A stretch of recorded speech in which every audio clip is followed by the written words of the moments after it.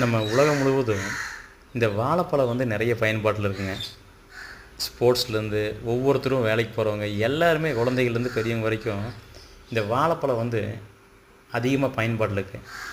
ஆனால் ஒரு விவசாயி எந்த ஒரு கெமிக்கலும் போடாமல் ஒரு வாழைக்காயை வியாபாரிக்கு விற்பனை பண்ணுறாரு.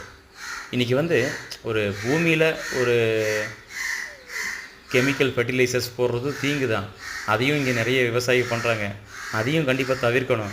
அதை தாண்டி ஒரு விவசாயி நல்லா ஆர்கானிக்காகவே விளைஞ்சிட்டு போய் அவரோட வாழைக்காயை விற்பனை பண்ணாலும் நாங்கள் கேள்விப்பட்ட விஷயம், இன்றைக்கி வந்து கெமிக்கல் ஸ்ப்ரே யூஸ் பண்ணி பழுக்க வைக்கணும்னு சொல்கிறாங்க. அதாவது ஒரு விவசாயி பூமியில் போட்டு வர கெமிக்கலை விட நேரடியாக அதை ஸ்ப்ரே பண்ணுற கெமிக்கல் வந்து ரொம்ப தீங்கானது, கேன்சர் வரக்கூடிய வாய்ப்பில் இருக்குங்க.